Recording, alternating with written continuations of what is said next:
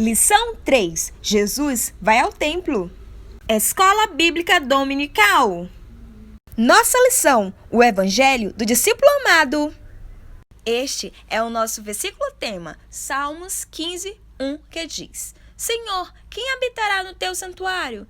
Quem poderá morar no teu santo monte? A resposta é quem é íntegro e pratica o que é justo, de coração que fala a verdade.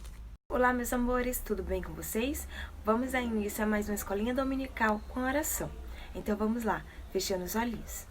Senhor, meu Deus e poderoso Pai, Senhor, queremos te agradecer, Senhor, pelo privilégio, Senhor, de mais uma vez podermos ouvir da Tua Palavra.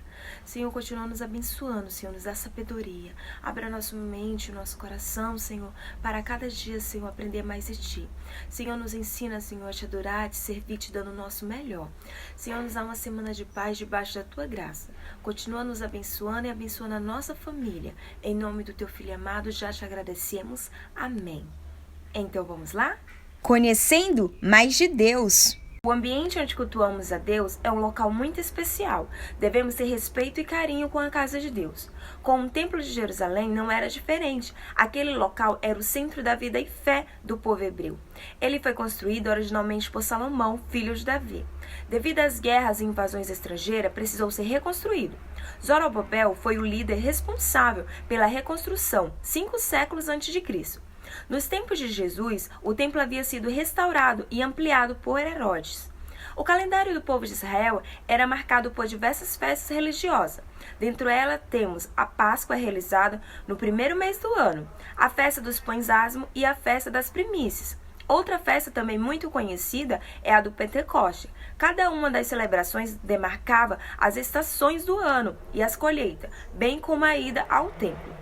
O apóstolo João descreve a história em destaque, informando que estava chegando a Páscoa. Nessa época, os judeus e todos os territórios perto e longe de Jerusalém viajavam até o templo e cada família levava animais para seus sacrifícios, cereais e até dinheiro para suas ofertas. O comércio no templo. O templo era administrado pelos sacerdotes. Muitos deles faziam parte do grupo dos saduceus. Esse grupo representava a mais alta classe social da sociedade judaica. O templo em si era composto por apenas 2 espaços, o lugar santo e o santo dos santos. Nestes recintos, apenas os sacerdotes que tinham sido escalados e que haviam sido purificados poderiam entrar. No lugar santo havia peças especiais, como o altar do incenso, onde Zacarias, o pai de João Batista, encontrou o anjo Gabriel, o candelabro e a mesa de pães. O Santo dos Santos era protegido por um véu, e lá dentro já não havia a Arca da Aliança, que fora perdida em meio às guerras. Externamente existia um pátio com uma grande pia de cobre e um altar de holocausto. Nesse espaço, igualmente, só era autorizado a presença dos sacerdotes. Em volta do templo havia pátios de Herodes, dos judeus, das mulheres e dos gentios. E foi neste último que a nossa história aconteceu, no pátio dos gentios. Funcionava um mercado com algumas práticas contrárias à lei de Deus. Vender animais para sacrifícios. O modelo de adoração a Deus era bem diferente. As pessoas ofereciam seus animais e porções de suas colheitas para pedir perdão ou para agradecer pelas bênçãos. Entretanto, havia muitos critérios para que tais animais fossem aceitos. E quando algum animal trazido era reprovado, ou quando a pessoa vinha de uma região tão distante que não era possível trazer os animais, era preciso comprá-lo no templo. Trocar as moedas. Circulava entre o povo moedas romanas, gregas e judaicas. Entretanto, o templo possuía uma marca própria. Cada família que viajava até o santuário levava o dízimo de suas colheitas e também o valor do imposto. De modo que, ao chegar no mercado do templo, trocavam suas moedas pelo dinheiro que tinha a marca do templo. Desonra ao templo. Todos os arredores do templo era sagrado. A presença dos animais e da sujeira que lhe é comum no barulho e do movimento que uma feira livre produz comprometia a santidade e a solenidade que a adoração exigia. Além disso, o mercado ficava no pátio do gentio, não dos judeus, de maneira que as pessoas que vinham dos lugares mais distantes tinham seu momento de adoração prejudicado com a sujeira e com o barulho. A autoridade de Jesus. Jesus frequentava o templo desde pequeno, porém essa foi a sua primeira ida até lá para celebrar a Páscoa. Após o início do seu ministério, chegando ao pátio, Jesus começou a expulsar os animais, os comerciantes e aqueles que trocavam as moedas. Jesus purificou o templo. Esse episódio foi o cumprimento de uma profecia. Em Salmos 69:9 diz assim: Pois o zelo pela tua casa me consome, e os insultos daqueles que te insultam caem sobre mim. E em Malaquias, capítulo 3, de 1 a 4, diz assim: Vejam, eu enviarei o meu mensageiro, que preparará o caminho diante de mim. E então, de repente, o Senhor, que vocês buscam, virá para o seu templo.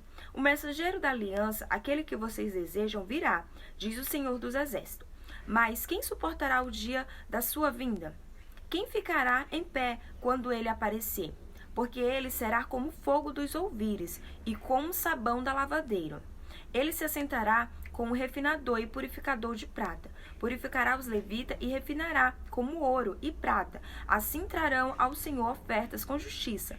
Então as ofertas de Judá e de Jerusalém serão agradáveis ao Senhor, como nos dias passados, como nos tempos antigos. Entretanto, Jesus foi questionado pelas pessoas que acreditavam que ele não tinha permissão para promover tamanha mudança. Jesus, em suas palavras, já havia apontado os motivos para sua atitude. Aquele lugar pertencia a Deus e por isso deveria reinar a reverência e a santidade, aquela que era uma casa de oração. Em Mateus 21, versículo 13, diz assim: E ele lhe disse: Está escrito, a minha casa será chamada casa de oração, mas vocês estão fazendo dela um covil de ladrões. Os líderes dos judeus pediram um sinal para que Jesus provasse sua autoridade. O Senhor, porém, ao invés de realizar um milagre, anunciou uma palavra profética. Em João, capítulo 2:19, que diz assim: Jesus respondeu-lhe: Destrua este templo, e eu levantarei em 3 dias. Eles não compreenderam, mas Jesus já anunciava que o seu poder e a sua autoridade seriam completamente manifestos quando ele ressuscitasse no 3º dia após a sua morte. Esta é uma casa de oração. O templo tinha o seu propósito. Sacerdotes intercediam a Deus pelo povo. Pais e mães oravam pelos seus filhos. Lá, meninos, quando recém-nascidos, eram consagrados a Deus. Depois que cresciam, voltavam, a fim de serem instruídos pelos mestres nas Escrituras. As pessoas iam até o santuário para se quebrantar e fazer votos ao Senhor. O templo também era um lugar de celebração, de comunhão. O povo viajava, cada um de sua região, para consagrarem junto durante as festas. Especialmente, era um lugar onde as pessoas buscavam a Deus em santidade e reverência. Jesus, ao purificar o templo, reestabeleceu o senso de propósito do templo no coração dos sacerdotes e de todo o povo de Israel. Espero que vocês tenham gostado da aula e entendido. Mas se há alguma dúvida, manda para mim, tá? Que eu vou ter um enorme prazer de responder para vocês. Beijos, até a próxima. Tchau!